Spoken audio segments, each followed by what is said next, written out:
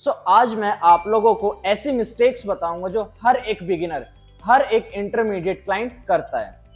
कि workout start किया, किसी ने नया नया जिम स्टार्ट किया है, नया नया वर्कआउट करना स्टार्ट किया है, तो ये मिस्टेक्स तो फिक्स है, हर कोई करता है। 100 में से नहीं तो नहीं 90 से 95% लोग ये मिस्टेक्स करते हैं एंड इन मिस्टेक्स की वजह से फिर आपको रिजल्ट्स नहीं मिलते हैं। वीडियो को लास्ट तक देखना, हो सकता है कि ये मिस्टेक्स आप भी करते हो। वीडियो स्टार्ट करते हैं। सबसे पहली मिस्टेक है poor form and poor technique. कि वर्कआउट जब करते हैं, नया नया कोई बच्चा वर्कआउट करना स्टार्ट करता है, जिम्स में जाना स्टार्ट करता है, तो वहां पे जो उनकी टेक्निक होती है, जो वहां पे उनकी फॉर्म होता है, जो उनका पोस्चर होता है, वो ही काफी ज्यादा गलत होता है। इसके पीछे मैं क्लाइंट्स की गलती नहीं निकालूंगा, इसके पीछे गलती है ट्रेनर्स की। एंड हर कोई ट्रेनर नहीं, वो ट्रेनर जो खुद 1 साल 2 साल 3 साल वर्कआउट करता है एंड खुद को ट्रेनर समझने लग जाता है एंड अपना एक जिम ओपन कर लेता है, गलती उस इंडिविजुअल की है। उसके साथ साथ गवर्नमेंट की भी ये गलती है कि आज के टाइम पे हर एक गली में, हर दूसरी गली में एक एक जिम है। क्या ये सारी के सारे जो जिम ओनर्स है, सारे के सारे जिम ट्रेनर्स है, क्या वो सर्टिफाइड है?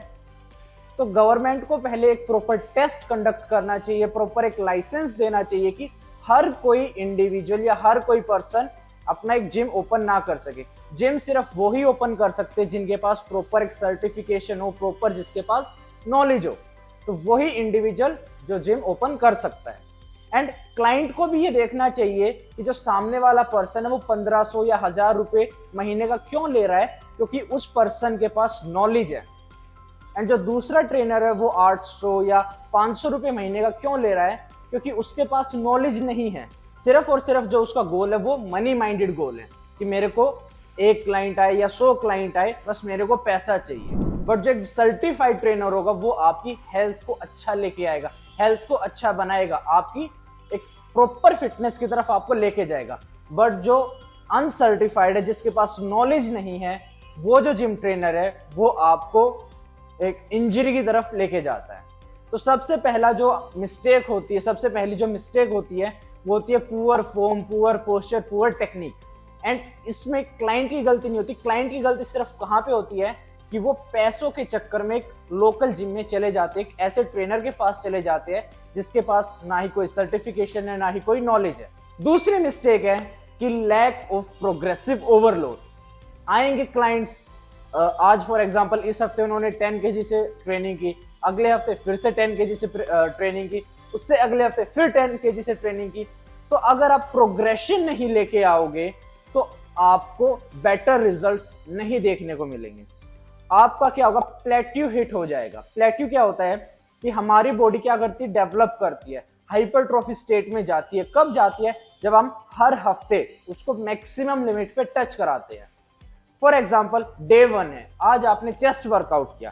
चेस्ट वर्कआउट के टाइम पे आपने जो बेंच प्रेस परफॉर्म किया, आपने 100 kg बेंच प्रेस किया, तो आपकी बॉडी क्या करेगी, नेक्स्ट वीक तक आपकी जो चेस्ट मसल्स है उनको इतना ज्यादा स्ट्रॉन्ग बनाएंगी कि 100, 101, 102 kg लिफ्ट कर सके।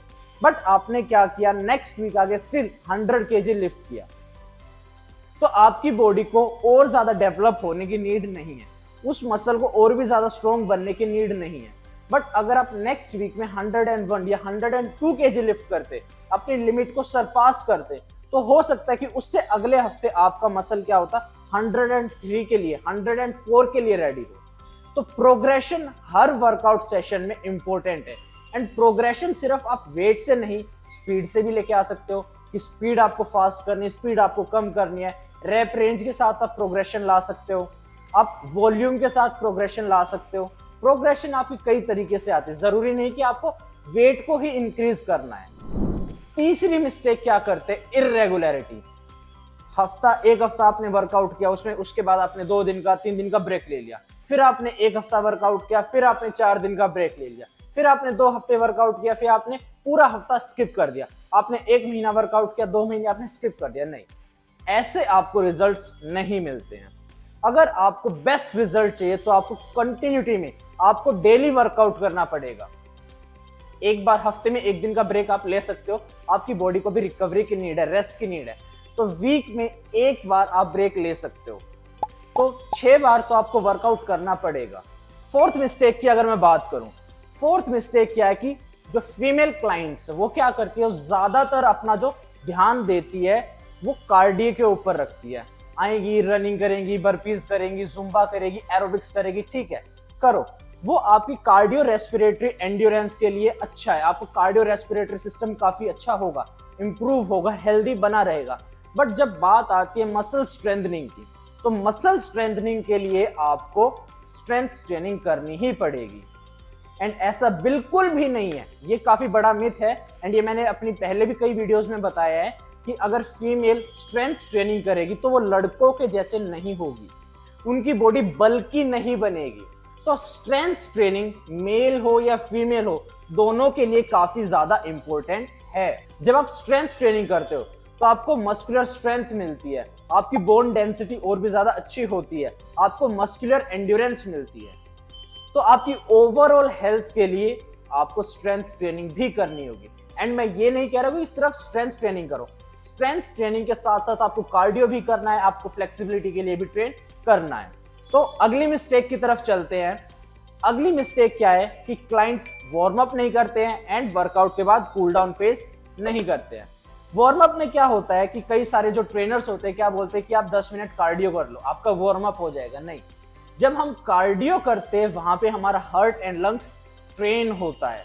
एंड अभी हमें उनको ट्रेन नहीं करना है, कार्डियो हमेशा आपकी स्ट्रेंथ ट्रेनिंग के बाद होता है, ताकि जो आपकी स्ट्रेंथ ट्रेनिंग है वहां पे आपका ग्लाइकोजन डिप्लीट हो सके, एटीपी डिप्लीट हो सके। एंड जब मैं कार्डियो करूं तो वहां पे आपका फैट ऑक्सीडाइज हो सके। बट कार्डियो आपका जो ट्रेनर है, अगर आप किसी लोकल जिम में जा रहे हो जहां पे ट्रेनर को नॉलेज नहीं है, वो आपको कार्डियो पहले करा देता है। क्या बोल के कराता है कि ये आपका वार्म अप है। वार्म अप के टाइम पे आपको क्या करना होता है कि आपको अपने सभी जॉइंट्स को ल्यूब्रिकेट करना होता है। ल्यूब्रिकेट होता है कैसे होता है, जब मैं रिपीटिवली मूवमेंट करता हूं, 1 बार 2 बार 3 बार 10 बार 15 बार, जब मैं कोई भी जॉइंट के ऊपर मूवमेंट करता हूं तो वहां पे उस जॉइंट में रिलीज होता है synovial fluid. And synovial fluid का काम क्या है कि मेरी जॉइंट्स में जो मूवमेंट होती है उसको और भी ज्यादा स्मूथ बनाना। इसके बाद बात करते हैं cool down phase. Cool down हमेशा वर्कआउट के बाद में होता है। इसमें हम फ्लेक्सिबिलिटी के लिए ट्रेन करते हैं, इसमें हम योगा को परफॉर्म करते हैं ताकि हमारी बॉडी में डोम्स ना हो। डोम्स क्या होता है? Delayed onset muscle soreness. ये क्या होता है? जब मैं स्ट्रेंथ ट्रेनिंग करता हूं तो उसके बाद मेरी बॉडी में एक तो स्कार टिश्यू फॉर्म होता है, दूसरा मेरा ब्रेन एडेप्ट करता है कॉन्ट्रैक्शन को लेकर। तो मैं ज्यादा डीप में नहीं जाऊंगा, सिर्फ ये बताऊंगा कि जब मैं कूल डाउन करता हूं तो मैं डोम्स से बच सकता हूं। डोम्स क्या होता है? सिंपल आप समझो कि जब मैं वर्कआउट करता हूं उसके बाद मेरे बॉडी में पेन होता है, उस पेन से बचने के लिए मैं कूल डाउन करता हूं। तो मसल को फ्लेक्सिबल बनाए रखने के लिए एंड मसल में सोरनेस ना हो उसके लिए मेरे को कूल डाउन करना पड़ता है। तो वार्म अप हमेशा करो, कूल डाउन हमेशा करो। वार्म अप में आपका कार्डियो नहीं आता है, कार्डियो आपका मेन वर्कआउट में ही आता है। इसके बाद अगली मिस्टेक की बात करते हैं। जो बिगिनर बच्चे होते हैं वो ये ज्यादातर करते हैं। बिगिनर बच्चे जो होते हैं उनको काफी ज्यादा शौक होता है वेट को लिफ्ट करने का। अब वेट जो लिफ्ट करना होता है वो धीरे धीरे स्टेप बाय स्टेप चलते हैं। अगर फॉर एग्जांपल आपका बेंच प्रेस 50 केजी का है तो ऐसा नहीं आप पहले ही सेट में पहले ही रैप में 50 केजी लिफ्ट करो, तो आपको इंजरी हो जाएगी। धीरे धीरे स्टेप बाय स्टेप चलना है। सबसे पहले क्या होता है? वार्म अप सेट होता है। वहां पे आप खाली बारबल के साथ या फिर बारबल के साथ 5 केजी के साथ आपको रैप्स को परफॉर्म करना होता है ताकि आपका मसल प्रॉपर एक्टिवेट हो सके, वहां पे प्रॉपर ब्लड फ्लो जा सके। तो सबसे पहले होता है आपका warm up set. Warm up set के बाद आता है आपका प्रिपरेटरी सेट, उसके बाद आता है आपका मेन सेट। इसके बाद बात करते हैं कि कई सारे क्लाइंट्स क्या करते हैं, फ्री वेट को यूज नहीं करते, वो काफी ज्यादा रिलाई करते हैं मशीन्स के ऊपर। ये भी एक मिस्टेक है। मशीन हालांकि आपकी डिजाइन की गई है एक पर्टिकुलर मसल को ट्रेन करने के लिए, बट मशीन में क्या होता है कि जो हमारे अदर मसल्स होते हैं जैसे कि रोटेटर कफ मसल्स है, अगर मैं लोअर बॉडी में बात करूं जो मेरे हिप अडक्टर्स है, हिप अबडक्टर्स है, ये जो मेरे मसल्स होते हैं ये चैलेंज नहीं होते हैं। एंड ये अगर चैलेंज नहीं होंगे तो मेरी लाइफ में, जो मैं लाइफस्टाइल की बात करता हूँ, लाइफस्टाइल को एनहेंस करने की बात करता हूँ, फंक्शनैलिटी की बात करता हूँ, तो वहां पे वो मसल मेरे को हेल्प नहीं कराएंगे। तो मशीन वेट्स आप स्टार्ट करते हो, आप मशीन वेट्स के ऊपर काफी ज्यादा रिलाई करते हो, ठीक है कोई बात नहीं, बिगिनर के लिए ठीक है। क्योंकि बिगिनर क्या करते हैं, उनसे जो फ्री वेट होता है वो संभाला नहीं जाता है। खाली बारबल होगी, डंबल्स होगी, उनके हाथ कांपते हैं, उनको प्रॉपर बैलेंस नहीं बनता है। तो इंजरी से बचने के लिए स्टार्टिंग में, बिल्कुल ही स्टार्टिंग स्टेट में आप मशीन को यूज कर सकते हो, बट उन मशीन के ऊपर ही रिलाई करना वो गलत है। जैसे फॉर एग्जांपल बेंच प्रेस की ही हम बात करते हैं, अगर कोई इंडिविजुअल डंबल्स को प्रॉपर लिफ्ट नहीं कर पा रहा है, उनके हाथ काफी ज्यादा कांपते हैं, आगे पीछे हाथ हो रहे, प्रॉपर बैलेंस नहीं बन रहा है, तो हम उनको क्या कराएंगे, पैक डेक फ्लाई कराएंगे। पैक डेक फ्लाई कराएंगे, धीरे धीरे उनके मसल्स स्ट्रॉन्ग बनेंगे, एंड मसल स्ट्रॉन्ग बनेंगे तो उसके बाद मैं क्या करूंगा, उनको फ्री वेट्स के ऊपर ही लेके आऊंगा। तो अब खाली बारबल के साथ उनको प्रोग्रेशन में डालेंगे, डंबल्स के साथ प्रोग्रेशन में डालेंगे, तो क्या होगा, धीरे धीरे धीरे धीरे इनके जो अदर मसल्स है, रोटेटर कफ मसल्स है, ट्राइसेप ब्राचाई है, एंटीरियर डेल्टोइड है, उनका ट्रांसवर्स एब्डोमिनस है, जितने भी उनके मसल्स है वो धीरे धीरे स्ट्रॉन्ग बनेंगे। तो काफी ज्यादा मशीन्स के ऊपर रिलाई करना वो भी गलत है, वो भी एक मिस्टेक है। एंड लास्ट पॉइंट आज का, कि लोग क्या करते हैं, क्लाइंट्स क्या करते हैं, पर्सन क्या करते हैं, वर्कआउट काफी अच्छा करते हैं, बट घर जाके वो डाइट नहीं लेते हैं। अगर आपने मसल को जिम में तोड़ा है, आज आपने चेस्ट वर्कआउट किया है, मसल में फेलियर लेके आए हो, मसल माइक्रो टीयर हुआ है, तो उसको रिकवरी की भी नीड है। तो रिकवरी के लिए आप प्रॉपर बॉडी को डाइट दो, प्रॉपर न्यूट्रिएंट्स दो अपनी बॉडी को। अगर आप प्रॉपर न्यूट्रिएंट्स नहीं दोगे तो मसल बड़ा होने की बजाय मसल और भी ज्यादा छोटा हो जाएगा, मसल हाइपरट्रॉफी की जगह एट्रोफी स्टेट में चला जाएगा, बड़ा होने की बजाय, स्ट्रॉन्ग होने की बजाय वो छोटा और कमजोर हो जाएगा। तो न्यूट्रिशन के ऊपर आपको फोकस करना है, एंड न्यूट्रिशन के साथ साथ रेस्ट के ऊपर भी फोकस करना है।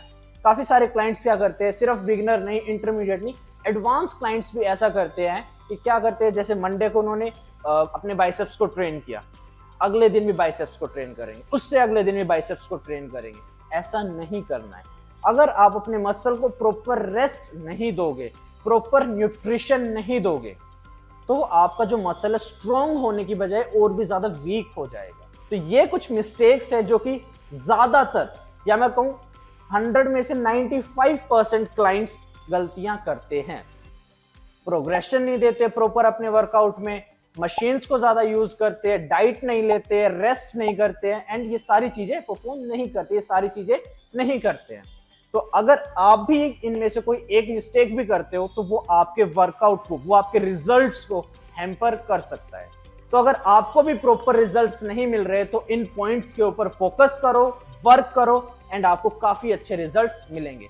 एंड सबसे बड़ी बात, आपको पेशेंस रखना है। तो ऐसा नहीं है कि आज आपने वर्कआउट स्टार्ट किया, आज से एक हफ्ते के बाद, एक महीने के बाद या एक साल के बाद आपकी जो फिजिक होगी और आर्नोल्ड की जो फिजिक होगी वो सेम होगी। आप मिस्टर ओलंपिया एक साल में नहीं बन सकते हो। सो अच्छी चीजें समय लेती है, टाइम लेती है। Great things take time. आपको टाइम देना पड़ेगा अपने ऊपर, और उस टाइम में आपको वर्कआउट भी करना है, न्यूट्रिशन के ऊपर भी वर्क करना है, एंड रेस्ट भी करना है।